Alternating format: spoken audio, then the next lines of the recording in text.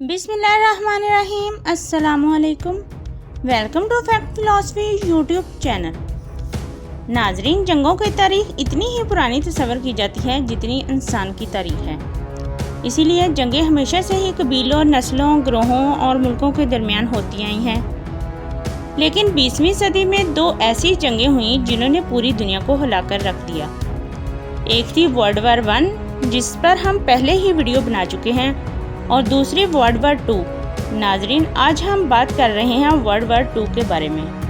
ناظرین، world war 2 کو global وار بھی کہا جاتا ہے، کیونکہ پہلے جنگیں صرف فوجوں کے درمیان ہی ہوا کرتی تھیں، مگر ورلڈ وار 2 میں ایک بڑی تعداد میں شہری آبادی نے نہ صرف حصہ لیا بلکہ دشمن فوج کا نشانہ بھی بنی۔ ان جنگوں میں پہلی بار شہری آبادیوں پر فضائی حملے بھی کیے گئے اور پہلی بار ایٹم بم بھی استعمال کیا گیا۔ ناظرین، ورلڈ وار 2 یکم ستمبر 1939 کو شروع ہوئی، جب جرمنی نے پولینڈ پر حملہ کر دیا۔ ورلڈ وار 2 کو انسانی تاریخ کی سب سے خوفناک جنگ تصور کیا جاتا ہے، کیونکہ اس جنگ میں 45 سے 46 ملین یعنی 6 سے 8 کروڑ کے قریب لوگ مارے گئے۔ اس میں تقریباً 2 سے 2.5 کروڑ فوجی تھے۔ جس طرح ورلڈ وار 1 میں دنیا الائڈ پاورز اور سینٹرل پاور 2 حصوں میں تقسیم ہو گئی تھی، اسی طرح ورلڈ وار 2 میں بھی دنیا 2 حصوں میں تقسیم ہوگی۔ ایک طرف الائڈ پاورز تھے، جن میں امریکہ، برطانیہ، Soviet Union, France, Poland, Yugoslavia, China, Greece شامل تھے۔ دوسری طرف ایکسس پاور شامل تھے، جن میں جاپان اور اٹلی، جرمنی شامل تھے۔ اس کے ساتھ ساتھ جہاں جہاں ان ممالک کی کالونیز تھیں، وہاں کے لوگوں نے بھی اس جنگ میں حصہ لینا شروع کر دیا۔ ناظرین، اس جنگ میں پہلی بڑی وجہ جاپان کے اندر بڑھتی ہوئی فوجی طاقت تھی، جس میں ورلڈ وار 1 میں مختلف ممالک اپنے جنگی اتحاد قائم کرنے اور اپنی فوجیں بڑھانے میں لگے ہوئے تھے۔ اسی طرح ورلڈ وار 2 میں بھی بہت سارے ممالک نے اپنے جنگی اتحادی قائم کیے اور اپنی فوجوں کو بھی بڑھا رہے تھے۔ جیسے جاپان بہت تیزی سے اپنی آرمی کو بہت مضبوط کر رہا تھا اور ساتھ ہی ساتھ اپنے ہمسایہ ممالک چائنا اور کوریا پر مسلسل حملے کر رہا تھا۔ ناظرین، ورلڈ وار 2 کی دوسری اور سب سے بڑی وجہ ٹریٹی آف ورسائل تھا، جو ورلڈ وار 1 کے بعد طے پایا جانے والا جنگ بندی معاہدہ تھا۔ اس میں جرمنی پر کڑی شرائط اور بھاری جرمانے عائد کیے گئے، جن میں سب سے بڑی شرائط یہ تھی کہ جرمنی ورلڈ وار 1 شروع کرنے کا الزام اور ذمہ داری قبول کرے۔ ورلڈ وار 1 میں ہونے والے نقصانات کا ازالہ کرنے کے لیے جرمنی 6,600 ملین پاؤنڈ ادا کرنے کا پابند ہوگا اور جرمنی کو صرف چھوٹی فوج رکھنے کی اجازت ہوگی۔ ورلڈ وار 2 کی تیسری بڑی وجہ طاقتور ممالک کا جرمنی کے ساتھ جارحانہ رویہ تھا۔ یورپی ممالک ہمیشہ جرمنی کو نیچا دکھانے کی کوشش کرتے تھے۔ جرمنی کو ہیومیلیٹ کرنے والوں میں سب سے آگے فرانس تھا۔ ان سب وجوہات کی وجہ سے جرمنی خطرات سے دوچار تھا۔ ناظرین، اس دوران جرمنی میں ہٹلر پاور میں آیا اور اس نے ورلڈ وار 1 کا بدلہ لینے کا فیصلہ کیا۔ اس کام کے لیے ہٹلر نے جرمنی کے اندر اپنی فوج کو دوبارہ سے منظم کرنا شروع کر دیا۔ ورلڈ وار 2 کی چوتھی بڑی وجہ امپیریلزم تھی۔ ورلڈ وار 1 سے پہلے برطانیہ اور فرانس دنیا میں سب سے زیادہ کالونیز رکھنے والے ممالک تھے، مگر ورلڈ وار 2 سے پہلے جرمنی اور جاپان نے بھی اپنی کالونیز کو بہت زیادہ ایکسپینڈ کر لیا تھا۔ ورلڈ وار 2 کی پانچویں بڑی وجہ نیشنلزم اور ڈکٹیٹرشپ تھی۔ جرمنی میں ہٹلر، اٹلی میں ویزولینی، جاپان میں ڈکٹیٹر پاور میں تھے۔ ورلڈ وار 1 کے بعد لیگ آف نیشن بنائی گئی تھی، جس کا مقصد جنگوں کی روک تھام کے لیے ایسے تمام مسائل کو حل کرنا تھا جو آئندہ کسی بھی جنگ کی وجہ نہ بن سکی، مگر یہ لیگ اپنے مقاصد میں ناکام ہو گئی۔ ورلڈ وار 1 میں بڑی امپائر کلپس بچانے کی وجہ سے بہت سے نئے ممالک وجود میں آئے، مگر ان تمام ممالک کی درست نشاندہی نہ کی گئی، بلکہ ایک ہی زبان اور مذہب سے تعلق رکھنے والے لوگوں کو علیحدہ کر دیا گیا تھا۔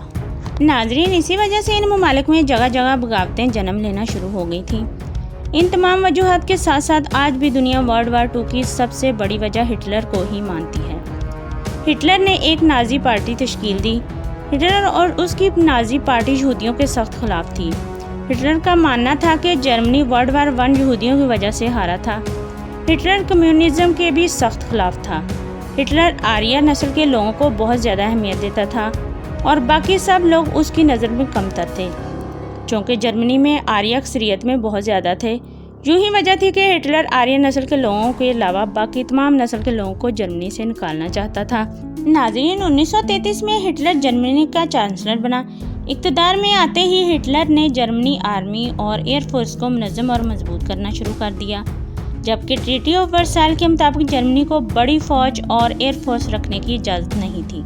हिटलर ने जर्मनी में यहूदियों की पहचान के लिए यहूदियों पर लाजिम करार दे दिया था कि वो अपने हाथों पर छेद होने वाला स्टार बनाए, ताकि जर्मनी में तमाम यहूदियों को पब्लिकली डिफ्रेंशिएट किया जा सके। हिटलर जैसे ही इलेक्शन जीतकर जर्मनी का चांसलर बना, उसके बाद उसने तमाम इलेक्शन करवाना बंद कर दिए और यूं हिटलर जर्मनी में एक डिक्टेटर बनकर साबित हुआ। वर्ल्ड वार 1 हारने के बाद जर्मनी को बहुत शर्मिंदगी उठाना पड़ी। इसीलिए हिटलर जर्मनी को दोबारा से मजबूत और अजीम बनाना चाहता था और साथ ही साथ अपने दुश्मनों से बदला भी लेना चाहता था। नाज़रीन, वर्ल्ड वार 1 में जापान ने मुकम्मल तौर पर हिस्सा नहीं लिया, मगर वर्ल्ड वार 1 के बाद जापान ने अपनी आर्मी को मजबूत करना शुरू कर दिया और साथ ही साथ अपने हमसाया ममालिक पर हमले करके उनके इलाकों पर कब्जा भी करना शुरू कर दिया। जापान ने चाइना और कोरिया के मुख्तलिफ इलाकों पर हमले किए और इन इलाकों पर कब्जा कर लिया। जापान ने चाइना में जारी सिविल वॉर का फ़ायदा उठाते हुए चाइना पर फुल स्केल अटैक कर दिया, जिसके बाद जापान ने चाइना का बहुत सारा इलाका कब्जे में ले लिया। नाज़रीन, दूसरी तरफ यूरोप में 1936 में जर्मनी ने राइनलैंड में अपनी फ़ौज भेज दी। राइनलैंड में जर्मनी की बहुत ज़्यादा इंडस्ट्रीज़ थीं, मगर ट्रीटी ऑफ वर्साइल के मुताबिक इस इलाके में किसी भी मुल्क को आर्मी रखने की इजाज़त नहीं थी। इसके साथ साथ जर्मनी ने इटली और जापान के साथ बहुत से खुफिया मुआहदे भी किए और ये तय किया कि जंग की सूरत में एक दूसरे का साथ देंगे। 1938 में जर्मनी ने ऑस्ट्रिया और चेकोस्लोवाकिया के कुछ इलाके पर कब्जा कर लिया। इन सब के बावजूद बरतानिया और फ्रांस ने जर्मनी के खिलाफ कोई कार्रवाई ना की, क्योंकि वो समझते थे कि ये बहुत छोटे मामलात हैं और हमें इन मामला से दूर ही रहना चाहिए, वरना फिर कोई जंगी खतरा लाहक हो सकता है। 1939 में जर्मनी ने पूरे चेकोस्लोवाकिया पर कब्जा कर लिया। फ्रांस और बरतानिया ने पहले की तरह अब भी खामोशी अख्तियार कर ली। वर्ल्ड वार 1 के बाद जर्मनी के जो इलाके अलहदा करके पोलैंड में शामिल कर दिए गए थे, हिटलर उन इलाकों पर भी कब्जा करना चाहता था, मगर फ्रांस, बरतानिया और पोलैंड जंगी इत्तेहादी थे और फ्रांस और बरतानिया ने पोलैंड की हिफाजत का वादा किया था। इसीलिए जर्मनी ने सोवियत यूनियन के साथ जंगी इत्तेहादी मुआहदा किया और दोनों ने मिलकर पोलैंड पर हमला करने का मंसूबा बनाया। नाज़रीन, 1 सितंबर 1939 को जर्मनी ने पोलैंड पर हमला कर दिया और एक बड़ी और खौफनाक जंग का आगाज़ कर दिया। जैसे ही जर्मनी पोलैंड में दाखिल हुआ, फ्रांस और बरतानिया ने जर्मनी से जंग का ऐलान कर दिया। सोवियत यूनियन ईस्टर्न फ्रंट से पोलैंड पर हमला कर दिया। कुछ ही दिनों में पोलैंड जंग हार गया और इसके बाद जर्मनी और सोवियत यूनियन ने पोलैंड को आपस में बांट दिया। कब्जा करने के फौरन बाद जर्मनी ने नॉर्वे और डेनमार्क पर भी हमला कर दिया और जल्द ही दोनों पर कब्जा कर लिया। जर्मनी बहुत तेज़ी से हमले करता हुआ फ़ौज को आगे बढ़ा रहा था। नॉर्वे और डेनमार्क के बाद जर्मनी ने बेल्जियम और नीदरलैंड पर हमला किया और उन पर भी अपना कब्जा कर लिया। दूसरी तरफ जर्मनी के इत्तेहादी सोवियत यूनियन ने बाल्टिक स्टेट और फिनलैंड पर हमला किया और इन पर कब्जा कर लिया। इसी के साथ साथ इटली ने फ्रांस पर हमला कर दिया और इटली ने भी वर्ल्ड वार 2 में हिस्सा ले लिया। 1940 में जर्मनी ने फ्रांस पर हमला किया और सिर्फ 2-4 दिन में ही जर्मनी ने फ्रांस पर कब्जा कर लिया। अक्टूबर 1940 में बैटल ऑफ ब्रिटेन हुई, जिसमें जर्मनी और बरतानिया एयरफोर्स की लड़ाई हुई। जर्मनी की एयरफोर्स ने बरतानिया की फैक्ट्रियों और शहरी आबादियों को निशाना बनाया। इस हमले का बरतानवी एयरफोर्स ने खूब जवाब दिया। इसे आज भी तारीख की सबसे बड़ी फ़ज़ाई जंग समझा जाता है, क्योंकि इस जंग में जर्मनी के तकरीबन 1600 और बरतानिया के 1000 जंगी तैयारे तबाह हुए, क्योंकि जर्मनी ने इस जंग के शुरू में जापान और इटली के साथ अलग अलग इत्तेहादी मुआहदे किए थे। इसीलिए अब तीनों ममालिक ने मिलकर एक बड़ा जंगी मुआहदा कर लिया था और यूं एक्सिस पावर वजूद में आए थे और बाद में हंगरी, बुल्गारिया, रोमानिया और एक्सिस पावर को ज्वाइन कर लिया। 1941 में बरतानिया और इटली की अफ्रीका में झड़पें हुईं, क्योंकि अफ्रीका में बरतानिया, इटली और फ्रांस की कॉलोनीज थीं और इन तमाम ममालिक की फ़ौजें भी वहाँ मौजूद थीं। اس جنگ کے شروع میں اٹلی کامیاب نہیں ہو پا رہا تھا، اس لیے جرمنی نے اٹلی کی مدد کے لیے اپنی فوج بھیج دی۔ ساتھ ہی ساتھ جرمنی نے یونان یعنی گریس اور یوگوسلاویہ پر بھی حملہ کر دیا اور دونوں پر قبضہ کر لیا۔ اس کے بعد تقریباً پورے یورپ پر جرمنی نے قبضہ کر لیا تھا۔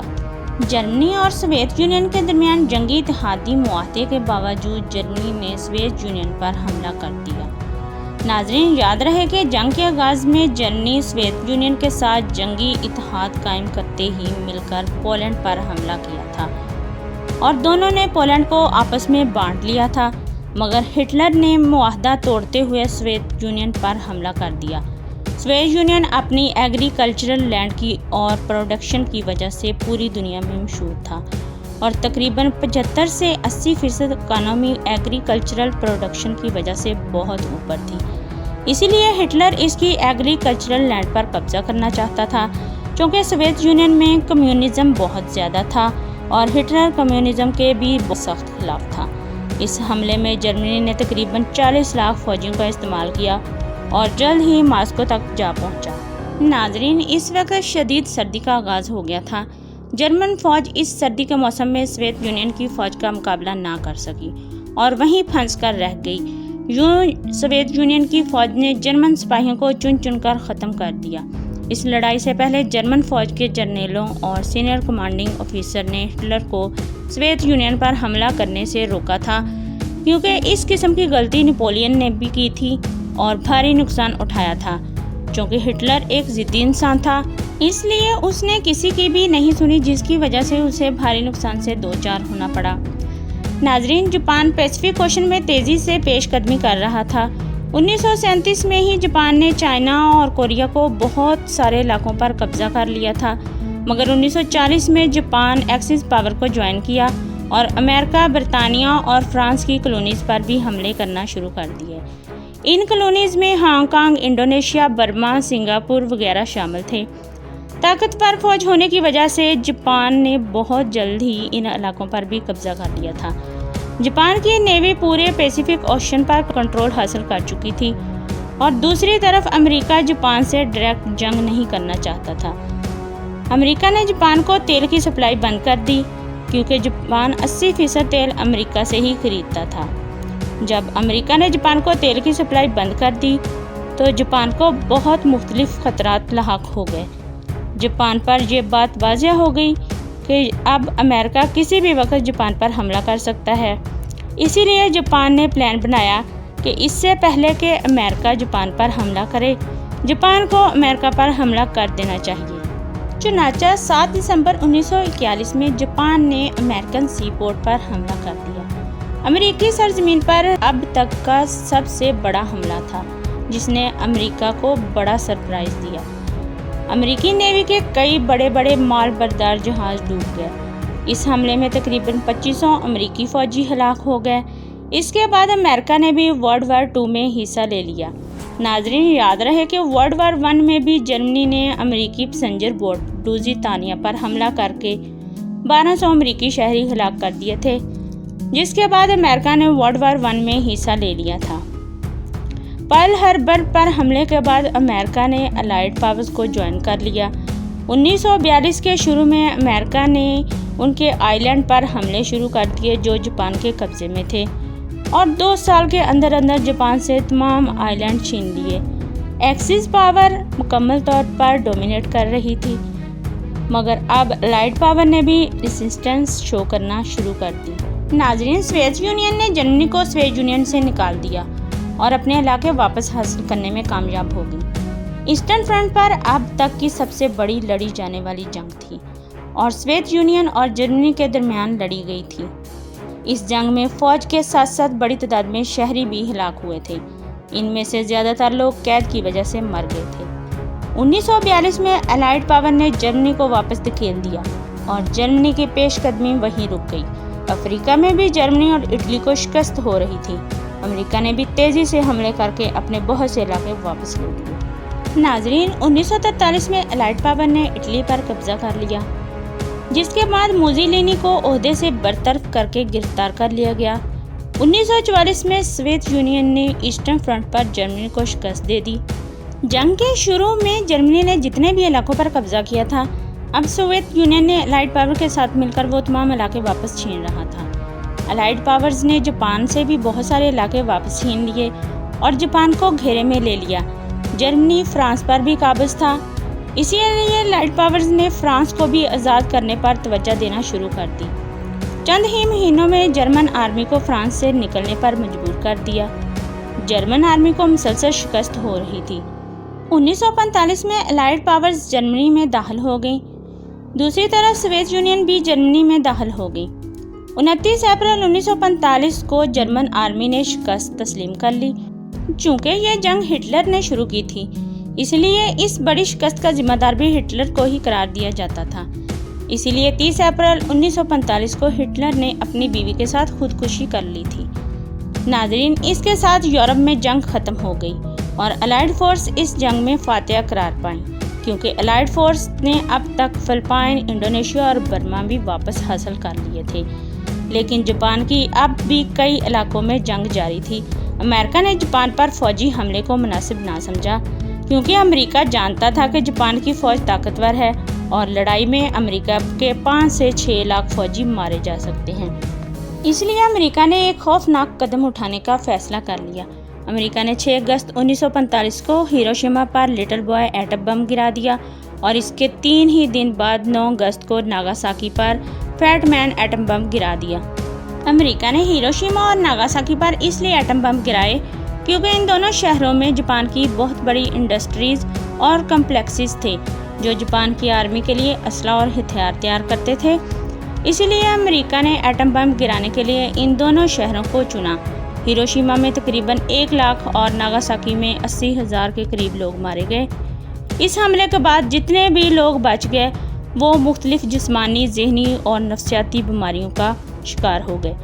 ان بڑے ایٹمی حملوں کے بعد 15 اگست کو جاپان نے بھی شکست تسلیم کر لی اور اس کے ساتھ ورلڈ وار 2 ختم ہو گئی۔ ناظرین، ورلڈ وار 2 کے بعد دنیا میں سوویت یونین اور امریکہ 2 بڑی نئی سپر پاورز کے طور پر ابھرے۔ اس کے بعد جرمنی 2 حصوں میں تقسیم ہو گیا، مشرقی جرمنی سوویت یونین اور مغربی جرمنی فرانس، برطانیہ اور امریکہ کے قبضے میں چلا گیا۔ 1990 میں دوبارہ مشرقی اور مغربی جرمنی کو اکٹھا کر کے ان کی پاور جرمنی کو واپس دے دی گئی۔ ناظرین، ورلڈ وار 2 کے بعد برطانیہ سمیت کئی بڑے ممالک کی کالونیز ختم ہو گئیں اور بہت سے نئے ممالک نے جنم لیا، جن میں پاکستان اور انڈیا بھی شامل ہیں۔ اسی طرح افریقہ میں فرانس اور برطانیہ کی کالونیز کو بھی آزادی مل گئی۔ ورلڈ وار 2 کے بعد یونائٹڈ نیشن کا قیام عمل میں آیا، جس کا مقصد تمام بڑے ممالک کے مسائل کو بین الاقوامی سطح پر حل کرنا اور کسی بھی جنگی راستہ اختیار کرنے سے روکنا تھا۔ یونائٹڈ نیشن اب تک اپنے ان مقاصد میں کافی کامیاب رہی۔ پیسیفک اوشین پر امریکہ نے قبضہ کر لیا، کوریا 2 حصوں میں تقسیم ہو گیا۔ ورلڈ وار 1 کی طرح ورلڈ وار 2 میں بھی 25 لاکھ انڈین فوجی برطانیہ کی طرف سے لڑے۔ اس جنگ کے دوران بنگال میں شدید قحط سالی ہو گئی اور 40 لاکھ کے قریب لوگ جاں بحق ہو گئے۔ ناظرین، یہ جنگ ورلڈ وار 1 سے کہیں زیادہ ہولناک اور خوفناک ثابت ہوئی اور اس جنگ کے بعد اب بڑے بڑے ممالک بھی جدید ترین ہتھیار اور ایٹم بم ہونے کے باوجود جنگ کا نام لینے سے کتراتے ہیں۔ جی تو ناظرین، یہ تھی ورلڈ وار 2 کی مکمل کہانی۔ ناظرین، اگر آپ کو میری یہ ویڈیو پسند آئی ہے تو لائک کیجئے، شیئر کیجئے، سبسکرائب کیجئے اور اپنی دعاؤں میں یاد رکھیے۔ اپنا بہت سارا خیال رکھیے۔ خدا حافظ۔